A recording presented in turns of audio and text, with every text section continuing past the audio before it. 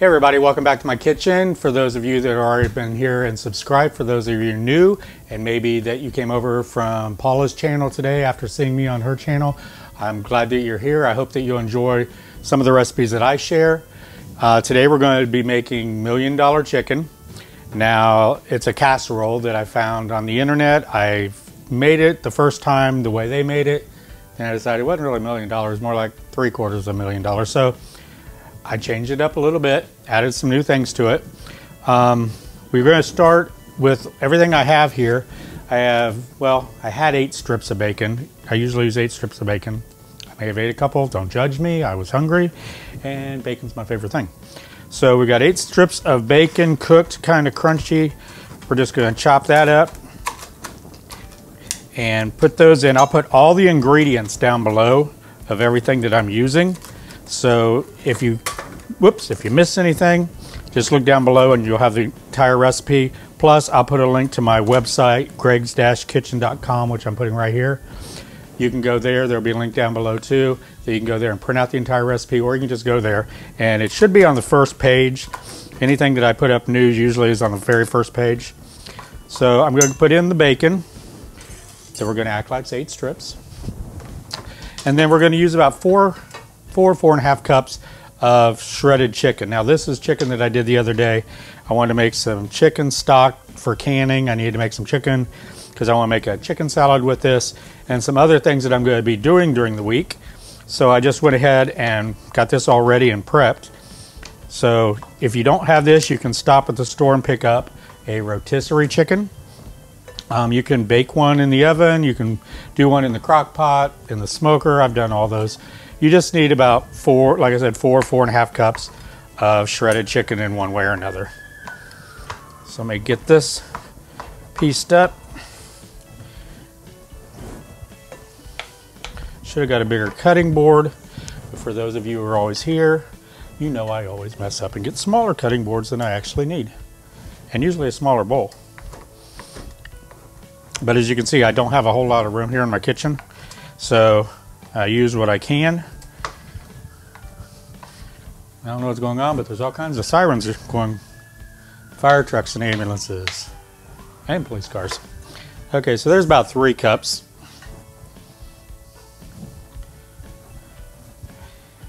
And this is going to be a hefty 4 cups.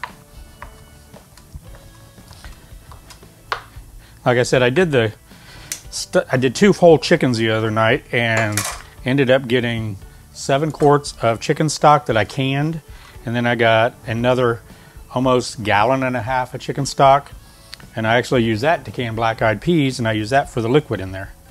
So there's always something you can do with chicken stock. It's always best to make your own because you know what's in it and you know you're not getting all those chemicals, preservatives.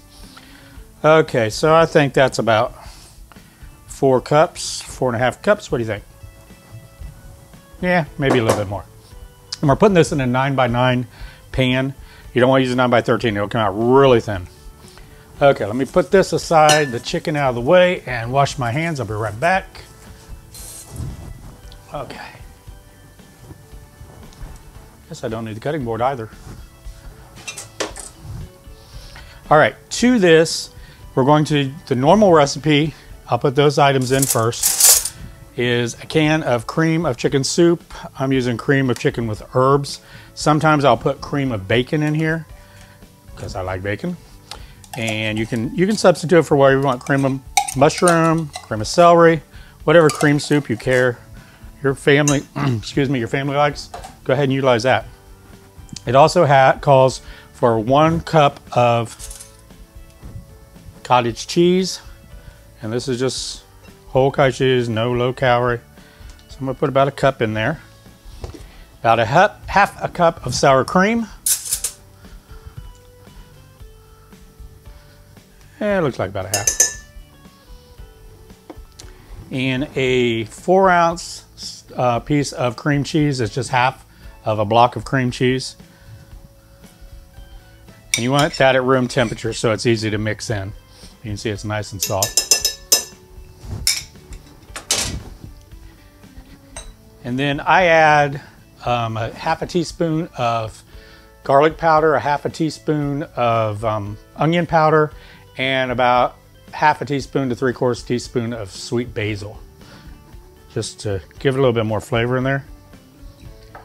And that's all we're going to put in this part, which is the filling. Find a good spoon here. And you just want to bring this all together, mix it up well. So now I have one more ingredient that, you know what, I put in the refrigerator earlier and I forgot to get out. Let me grab it.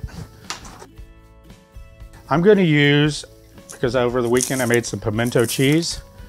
If you're from the South or you know anything about the South, this is one of our favorite items to snack on, make sandwiches with. It's great on white bread. It's just all over good. I just eat it on crackers all the day long. But I'm going to put about a cup of pimento cheese in there.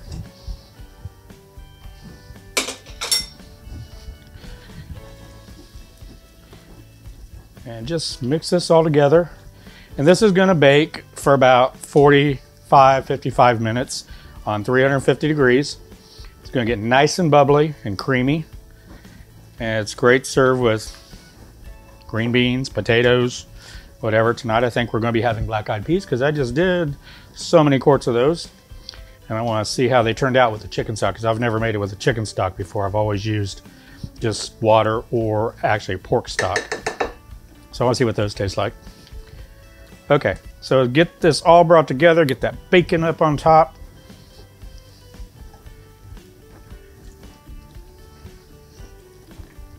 Here we go.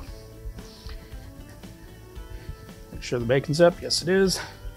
Okay, and then we're going to put it, like I said, in a 9x9 baking pan. Spray that down a little bit with some canola oil.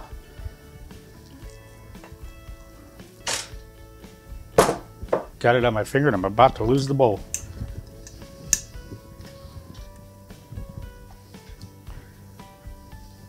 So the additions that I did were the bacon, the seasonings, some of the seasonings, the basil, the onion powder, and of course the bacon and the pimento cheese. So now just spread that out in your pan. It's going to look a little thick, but once this sits in the oven and starts baking, this is all going to melt down. It's going to start bubbling up. Okay.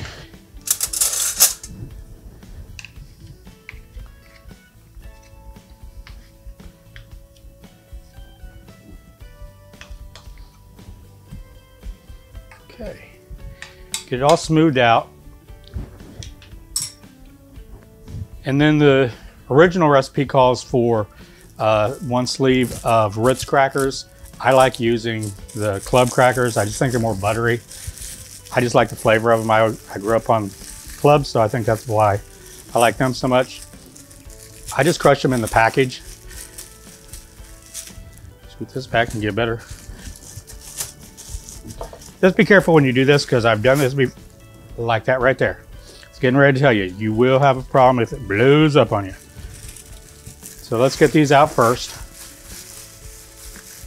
You can put these in a bag, a Ziploc bag, and just use a rolling pin to smash them down. I do like some big pieces on here, so I don't get it all the way crunched down. Cheat here, use my scraper. Sometimes your hands are the best tools in the kitchen. It's something my grandma always told me. Okay, so spread those Ritz Keebler crackers, whichever you're using, club or Ritz. I'm still saying Ritz, but I'm using club. And then on top of that, I have 5 tablespoons of butter. I'm just going to drizzle that along the top here.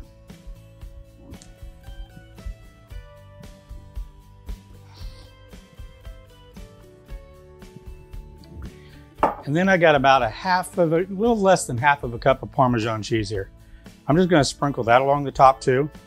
That's just going to add a little bit more saltiness. The crackers and this is what gives it the saltiness. As you notice, I didn't put any salt in the casserole itself. It's got the bacon in there. And I figured that with this on top, you really don't need the extra salt.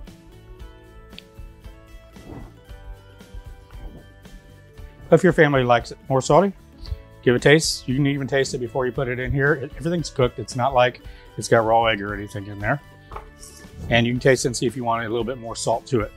So like I said, we're going to put this in a 350-degree oven. It's already preheated. And I will clean up my mess here. And I'll be back in about 45, 55 minutes.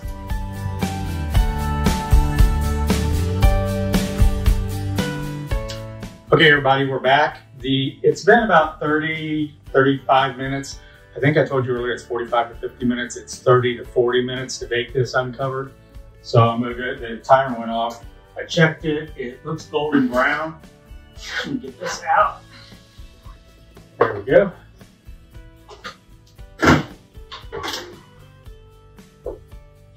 Nice and bubbly around the edges there. The crackers and the Parmesan cheese are nice and toasty on top. This is the burn your face moment when I always sneak a little bite so I can let you guys know how it tastes. That's steam, steam. It's gonna be hot. But it smells so good. You see that steam coming out there?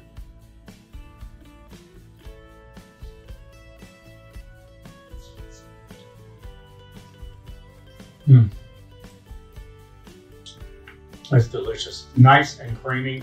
I can taste the basil immediately. I didn't put a whole, I think I'm gonna put about half a teaspoon of basil in there. But I can taste the basil and all that creaminess and the cheese on top, nice and salty. Give this a try. It's my version of $1 Million Chicken Casserole. Again, thank you for joining me in my kitchen. If you came over from Paula's, I can't thank her enough for having me on her show today. I'll put the recipe down below. If you're new to the channel, please hit the subscribe button and the bell.